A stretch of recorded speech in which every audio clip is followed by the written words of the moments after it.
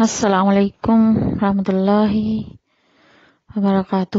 ہم لوگ پڑھ رہے تھے رب اشرح لی صدری ویسر لی امری واحلل عقدۃ من لسانی یفقہوا قولی رب زدنی علما۔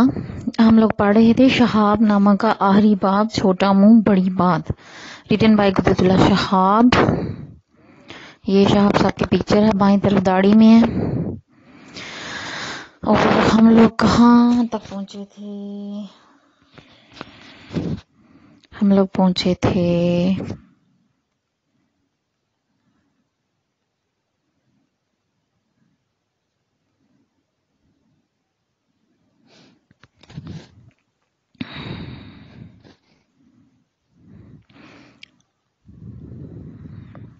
اچھا جی، ادھر سے پڑھتے ہیں پیج نمبر 6-7۔ جب شہاب صاحب کو نبی پاک صلی اللہ علیہ وسلم کی زیارت ہوئی ہے اور اس کو انہوں نے ماں جی سے بیان کی ہے۔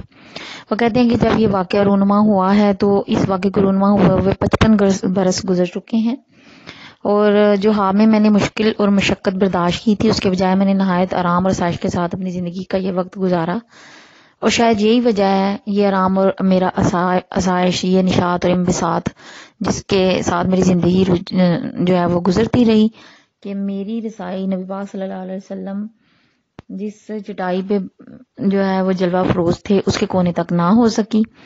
تو وہ کہتے ہیں کہ جب میں نے خواب میں دیکھ لیا ان کو اور جس جائے نماز پہ وہ تشریف فرما تھے اس کو اپنے ہاتھ سے چھو لیا، اس کے بعد مجھے ایک فکر لاحق ہوئی، اور وہ فکر یہی تھی کہ اگر میں نے خود نماز کی پابندی اختیار نہ کی تو جو نعمت عظمیٰ مجھے ملی ہے یہ اس کا غفران ہے۔ وہ کہتے ہیں کہ جھوٹ کر کے لشتم پشتم میں نے نماز ادا کرنے کی کوشش تو ضرور کی ہے، لیکن سچی بات یہ ہے کہ میں عاقب الصلاۃ کا اصلی حق کبھی بھی ادا نہیں کر سکتا۔ نماز کے ساتھ کسی قدر وابستگی پیدا کرنا ان کے لیے کافی کٹھن مرحلہ ثابت ہوا۔ یہ بات آسانی سے میری سمجھ میں آ گئی کہ مختلف نوعیت کے دنیاوی کلبوں کی طرح اسلام بھی ایک طرح کا عالمگیر کلب ہے۔ دوسرے کلبوں کی رکنیت حاصل کرنے کے لیے طرح طرح کے پاپڑ بیلنے پڑتے ہیں۔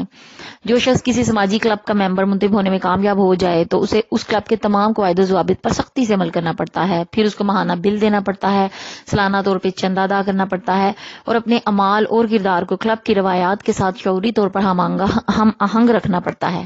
ان شرائط کی خلاف ورزی ہو جائے تو کلب کی جو کمیٹی ہے اس کو بلیک بال کر کے کسی بھی ممبر کو بیک بینی و دو گوش کلب کی رکنیت سے باہر نکال پھینکتی ہے، خارج کر دیتی ہے۔ اس کے برعکس اسلام کچھ اور ہی طرح کا کلب ہے۔ جو کوئی مسلمان ہو کر ایک بار اسلام کے کلب میں داخل ہو گیا، اس کی رکنیت تا حیات ہی نہیں بلکہ بعد از ممات بھی مستحکم طور پر برقرار رہتی ہے۔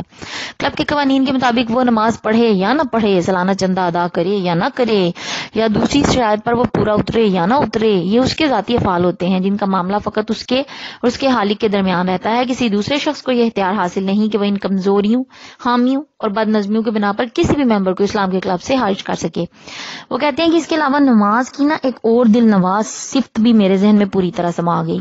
کہتے ہیں کہ دنیاوی حکمرانوں کے علاوہ چھوٹے موٹے رئیسوں، نوابوں اور سرکاری افسروں تک رسائی حاصل کرنے کے لیے جو دوڑ بھاگ، منت، خوشامد، سفارش اور دوسرے ہتھ کنڈے استعمال میں لائے جاتے ہیں، ان کی فہرست طویل ہے، لیکن رب العالمین اور احکم الحاکمین کے دربار میں حاضر ہونے کے لیے صرف اور صرف باوضو ہونے کی شرط ہے۔